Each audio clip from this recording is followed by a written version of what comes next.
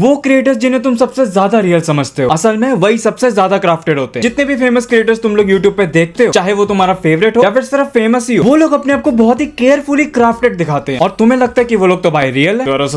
आ गया। आज की इस वीडियो में प्रूव करूंगा मैं कि कैसे तुम लोग जितने भी क्रिएटर्स को देखते हो वो सिर्फ अपनी एक परछाई दिखाते हैं तुम्हें। अच्छा चलो मैं तुमसे एक सवाल पूछता हूँ, तुम तुम्हारे फेवरेट क्रिएटर को कितना जानते हो? बहुत जानता हूँ, मैं तो रोज देखता हूँ। ठीक है, अब मुझे तुम लोग जरा ये बताओ उनका फेवरेट कलर क्या है, या फिर तुम लोग ये बताओ उनका पिछले महीने सबसे बुरा दिन कौन सा गया। चलो इसको भी तुम लोग छोड़ ही दो, मुझे तुम लोग यही बता दो कि उनका उनके फैमिली के साथ कैसा रिलेशन है एक्चुअल में। चलो मैं इतना क्या ही कॉम्प्लिकेट करूँ, तुम्हारे लिए बहुत एक इजी सा सवाल। मुझे ये बताओ जब तुम्हारा कोई फेवरेट क्रिएटर रात में अकेला होता है तो वो क्या सोच रहा होता है? क्या नहीं पता? लेकिन तुम लोग तो कह रहे थे बहुत जानता हूँ, मैं तो रोज देखता हूँ। एग्जैक्टली। जिसे भी तुम लोग देख रहे हो तुम लोग उन्हें सिर्फ यूट्यूब पे देख रहे हो और उनका सिर्फ यूट्यूब चैनल देख रहे हो, उनको तुम लोग असलियत में नहीं देख रहे हो। अब मुझे पता है तुम लोग को इतनी सी भी चीज बतानी पड़ेगी कि इस चीज में जमीन आसमान का फर्क है। अब एक फेमस क्रिएटर का यूट्यूब चैनल सिर्फ एक यूट्यूब चैनल नहीं रहता है, वो एक बहुत ही ध्यान से तराशा हुआ शीशा रहता है और उसमें सिर्फ वही चीजें दिखाता है वो जो वो तुम्हें दिखाना चाहता है, और उसमें जो चीजें नहीं दिखती है तुम्हें लगता है वो चीज है ही नहीं, तुम्हें ये चीज की भनक भी नहीं होगी। लेकिन उन लोगों का हर एक ऑथेंटिक मूवमेंट कैलकुलेटेड होता है। अब वो क्रिएटर्स आते हैं जो जेन्युइनली रियल लगते हैं, कैमरे पे आकर रो लेना या फिर अपनी स्ट्रगल ही शेयर कर देना, या फिर वो लोग जो लोग कैमरे पे बहुत ज्यादा ये चीज बोलते हैं, गाइस मैं भी तुम्हारी तरह एक नॉर्मल इंसान ही हूँ। और इन लोगों को देख के तुम लोग एक्चुअली ये चीज कह देते हो यार ये तो कितना जेन्युइन बंदा है। ये जो भी चीजें मैंने अभी बोली ना ये सिर्फ एक कंटेंट है, बस फर्क सिर्फ इतना ही है कि एक डिफरेंट टाइप का कंटेंट है। अब जैसे एक क्रिएटर कैमरे पे आकर रोने लग जाता है, आज मैं बाथरूम में नहा रहा था, मैं नहाते नहाते मेरा साबुन गिर गया और जैसे मैं साबुन उठाने के लिए झुका मैं देखता हूँ मेरे पड़ोस वाले बूढ़े अंकल, उनकी टांगे दिख रही है मेरी टांगों के नीचे से। बहुत क्रूशल मोमेंट।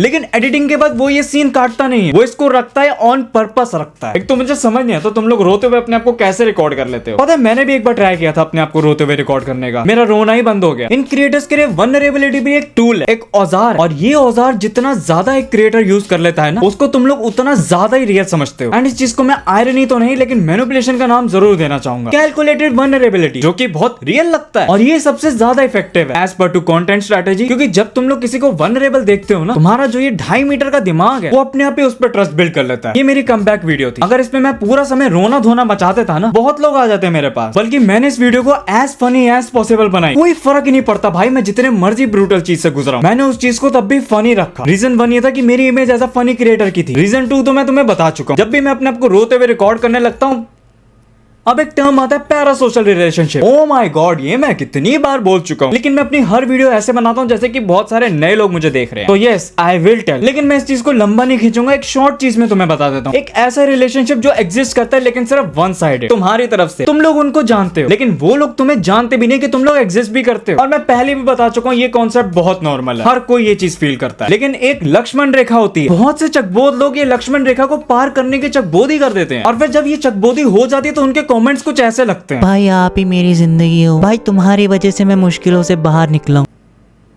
भाई आप मुझे बहुत अच्छे से समझते हो। समझाओ भाई प्लीज। वो बंदा तुम्हें पर्सनली जानता भी नहीं है, एक बार समझते हैं यहाँ पर हरकत क्या हुई है, क्योंकि मैंने बहुत जोर से ये हरकत पकड़ी। एक बड़े क्रिएटर ने एक वीडियो बना दी, तुमने उस वीडियो से रिलेट किया और फिर तुम्हारी छोटी बुद्धि ने ये डिसाइड किया कि वो क्रिएटर तुम्हारा है पर्सनल। बट दुख की बात ये कि मुझे तुम्हारे बबल में उंगली देनी पड़ेगी क्योंकि ये चीज रियल नहीं है, वो तुम्हारा है ही नहीं। और सबसे वर्स्ट पार्ट पता है, जिन क्रिएटर से तुम लोग कनेक्टेड फील कर रहे होते हो ना वो कनेक्शन उनके राइटर्स, एडिटर्स और थंबनेल मेकर्स ने बहुत ही ध्यान से डिजाइन किया है। ए भाई कैमरा से सीधा सीधा बात करना, एकदम आंखों में आंखें डाल के। भाई पर्सनल स्टोरी डाल दे, अब रिलेटेबल लगेगी लोगों को। भाई एक स्टोरी डाल दे इस मूवमेंट पे ताकि लोगों को लगे कि वो लोग अकेले नहीं है। ये बहुत ही तगड़ा फॉर्मूला, मैथ्स में जो फॉर्मूले होते हैं उससे भी ज्यादा तगड़ा। और मुझे दुख हो रहा है ये चीज बोलते हुए तुम लोग फॉर्मूले से कनेक्ट हुए हो, इंसान से नहीं। अब वो चीज जो मुझे बहुत ज्यादा खुजली देती है, मुझे बहुत सी चीजें खुजली देती है, इसलिए मैं यहाँ आकर यापिंग करने लग जाता हूँ। ऑथेंटिक क्रिएटर इनके मुंह पे ना हमेशा एक ही चीज रहेगी, मैं वही हूँ जो मैं दिखाता हूँ। मेरे पास कोई स्क्रिप्ट नहीं है, मैं अपनी पर्सनैलिटी को एडिट नहीं करता हूँ। अरे गाइस बस करो, वो मेरा जूता है उसको इतना चाटो मत, घिस जाएगा। कल मुझे अपने रियलिटी शो में पहन के भी तो जाना। भाई एक बात बताओ मुझे, तुम लोग कैमरा सेटअप करते हो, कहाँ से बढ़िया सा एंगल आ रहा है वो देखते हो, तुम्हारा बैकग्राउंड ठीक है या नहीं वो भी देखते हो, कपड़े कौन से पहनने लोगों को कौन से कपड़े अच्छे लगेंगे वो भी देखते हो वीडियो के हिसाब से। टाइटल भी चूज करते हो कि CTR कौन सा 100% जा रहा है। उसके बाद थंबनेल तो तुम्हारे इतने चमकीले, ये सब तुम लोग चूज करते हो। ये सारी कॉन्शियस चॉइसेस है तुम्हारे। तो इसका मतलब तो यही हो ना, तुम लोग ऑलरेडी सोचोगे तुम्हें दिखाना क्या है। अरे बस करो और क्या नहीं दिखाना। सॉरी, मुझे तुम्हारे ड्रीमी बबल पे फिर उंगली देनी पड़ेगी, लेकिन ये ऑथेंटिसिटी नहीं है, ये क्यूरेटेड ऑथेंटिसिटी है। मेरे भोले भंडारियों, जितने भी तुम लोग ये वीडियो देख रहे हो, एक बात हमेशा याद रखो, जो चीज कैमरे पे आ रही है वो ऑलरेडी फिल्टर्ड है, और उनका अनफिल्टर्ड वर्जन वो तो तब होता है जब वो लोग सुबह उठते हैं, उन्होंने ब्रश नहीं किया होता, कपड़े नहीं चेंज किए होते, मुंह नहीं धोया होता, अपना स्किन केयर रूटीन नहीं किया होता। वो सब चीजें आती है अनफिल्टर्ड में, और वो चीजें तुम कभी देख ही नहीं पाओगे। इसलिए ये जो तुमने कॉन्सेप्ट बना रखा है ना कि ये ऑथेंटिक क्रिएटर है, ये सरासर झूठ है। It's a myth. इस दुनिया में जो भी चीजें इंटरनेट पे है ना, सब क्यूरेटेड है। कोई कम करता है, कुछ लोग ज्यादा करते हैं, लेकिन सब करते हैं। और उन लोगों से तो मेरी पर्सनल किलस्ती है जो लोग बहुत ज्यादा ऑथेंटिक बनते हैं। ये दिखा देंगे कि हाँ भाई हम बेड से सुबह ऐसे उठते हैं।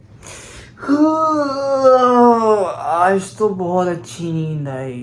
हेलो गाइस, आज मैं बहुत अच्छा सोया हूँ। ऐसा मैं आज से पहले कभी नहीं सोया। चलो ब्रश करते हैं, फिर मेरा छोटा भाई मुझे बाथरूम में बंद कर देगा। अब वो चीज जो तुम लोग को सबसे ज्यादा धोखे में रखती है, ऐसे बिहाइंड द सीन्स जो तुम्हें नहीं दिखते। जब भी तुम्हारा क्रिएटर ये बोलता है मैं अपनी लाइफ ओपनली शेयर करता हूँ तुम्हारे साथ, लेकिन असलियत उससे भी ज्यादा खट्टी है। वो अपनी जिंदगी कितनी शेयर कर रहा है? 5%। और बाकी जो 95% उसकी लड़ाइयाँ, उसके फेलियर, उसके डार्क डेज, उसके बोरिंग दिन, unproductive week, relationship problem, financial stress, identity crisis और भी बहुत कुछ। वो सब ये यहाँ शेयर नहीं करता, क्योंकि देखो मैं भी मानता हूँ ये सब चीजें दिखाने लायक नहीं है। एल्गोरिदम के हिसाब से तुम उसे सिर्फ 5% देखते हो, और उस 5% में तुम लोग ये डिसाइड कर लेते हो कि तुम्हें उसकी पूरी पिक्चर दिख गई है। फिर उसके बाद तुम में से कुछ लेम लोग ऐसी चीजें बोलते हैं, यार इसकी लाइफ तो कितनी अच्छी है, इतना कॉन्फिडेंस है इसमें। इसका तो सही है यार, ये तो बहुत ही सॉर्टेड है। अब बेवकूफा 5% देख के 100% का जज कर लिया तुमने। लेकिन मैं तुम्हें भी क्या कहूँ, तुम्हारी गलती तो है नहीं। उसने अपनी स्ट्रेटेजी दिखाई, तुमने देख भी ली। अब बारी है कुछ चीजें कन्फेस करने की, क्योंकि यू नो गाइस, मैं तुम लोगों से कुछ नहीं छुपाता हूँ। देखो मैं भी पूरी तरह से रियल नहीं हूँ कैमरा पे। मैं भी कुछ चीजें ऑन पर्पस दिखाता हूँ, जैसे कि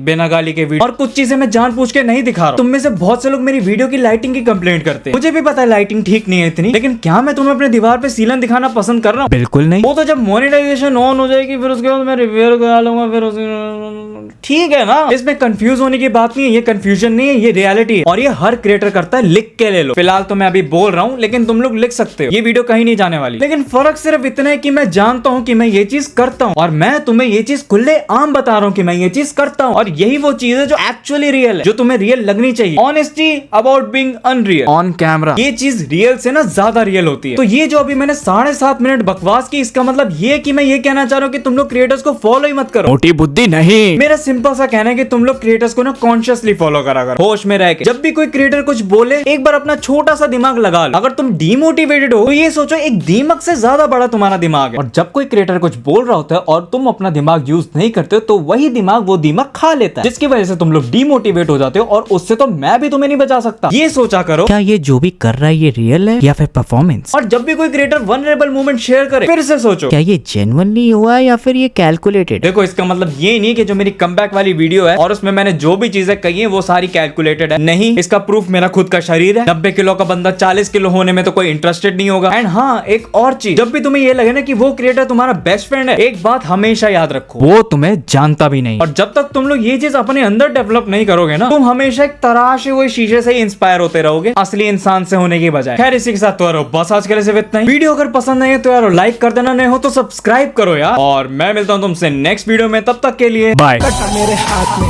चलो यार साथ में। कट्टा मेरे हाथ में, चलो यार साथ में। डरने की क्या बात है, कट्टा मेरे हाथ में, कट्टा मेरे हाथ में, चलो यार साथ में। कट्टा मेरे हाथ में, चलो यार साथ में। डरने की क्या बात है, कट्टा मेरे हाथ में।